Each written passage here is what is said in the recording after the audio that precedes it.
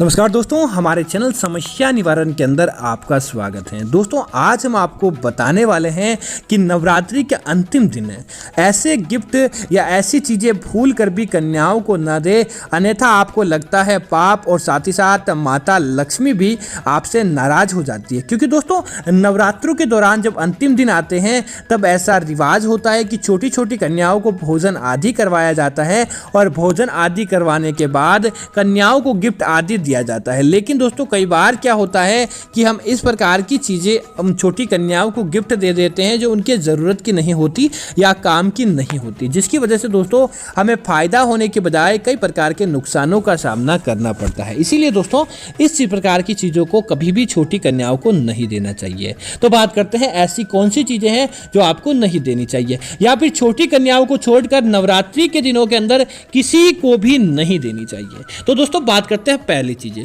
दोस्तों, नवरात्रि के दौरान हर भक्त की यह इच्छा होती है कि वह माता रानी से रुपए प्राप्त करने का, धन आदि कमाने का आशीर्वाद मांगे। ऐसा कोई भी नहीं चाहता होगा कि वह अपने घर से लक्ष्मी माता को नाराज कर दे। इसीलिए छोटी कन्याओं को हो या चाहे कोई भी व्यक्ति हो, इस दिन ना तो उधार देना चाहिए, ना नकद रुपया किसी को भी देना चाहिए। आप उन रुपयों से कुछ सामान खरीद कर जरूर छोटी कन्याओं को लाकर दे सकते हैं, लेकिन आपको रोकड़ रुपए, नकद रुपए किसी को भी नहीं देनी चाहिए। और नवरात्रों के अंतिम दिन के अंदर भी आपसे कोई व्यक्ति उधार मांगने के लिए आ जाता है, आपको बोलता है कि उधार मुझे रुपए दो, तो आपको भूल कर भी नहीं देना चाहिए। अन्यथा आपको कई प्रकार के दोषों का सामना करना पड़ता है, माता रानी के क्रोध का सामना करना पड़ता है और वह रुपया आपका कभी भी लौट कर नहीं आता। माता लक्ष्मी आपसे रुष्ट होकर चली जाती है। दोस्तों, इसी तरह इस बात का ध्यान रखें कि नवरात्रि के दौरान आपको छोटी कन्याओं को ऐसी चीजें जो उनके जरूरत की न हो, जैसे कि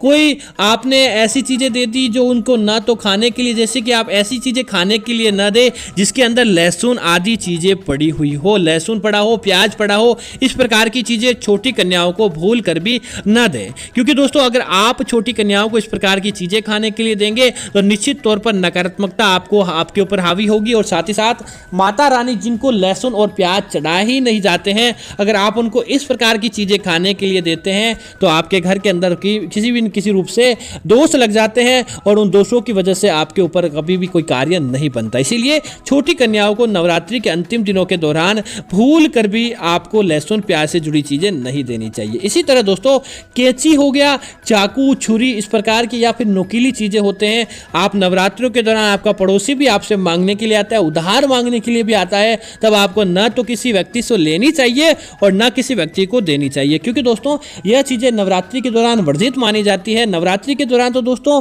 ज्यादातर कुछ चीजों को काटना भी उचित नहीं माना जाता। इसीलिए नवरात्रि के दौरान आपको नुकीली धारदार चीजें न तो किसी को देनी चाहिए और न ही किसी प्रकार से लेनी चाहिए। दोस्तों, इसी तरह से बात का ध्यान रखें कि नवरात्रि के 9 दिन की पूजा के दौरान माता रानी की कृपा प्राप्त करने के लिए व्यक्ति कई प्रकार के जतन करता है और चाहता है कि माता रानी की कृपा उसके जीवन के अंदर देखने को मिले, माता रानी उसके घर के अंदर निवास करे। तो दोस्तों, भूल कर भी नवरात्रि के दौरान माता रानी की तस्वीर किसी अन्य व्यक्ति को गिफ्ट के तौर पर या किसी को ऐसे ही दान के अंदर नहीं देनी चाहिए। अगर आप अपने घर के अंदर माता रानी को बुलाने के बजाय अपने घर से बाहर का रास्ता दिखा रहे हैं तो दोस्तों, आप ही समझदार हैं कि कैसे माता रानी आपके घर के अंदर प्रवेश करेगी और आपको उचित परिणाम देगी। तो भूल कर भी अपने जो आप माता रानी की तस्वीर अपने घर के अंदर लेकर आए हैं, वह या फिर ऐसी तस्वीरें आप किसी व्यक्ति को दान के अंदर या गिफ्ट के तौर पर नहीं दें, अन्यथा आपको कई प्रकार के दोषों का सामना करना पड़ सकता है। दोस्तों, इसी तरह नवरात्रों के दौरान आप इस बात का भी ध्यान रखें कि छोटी कन्याओं को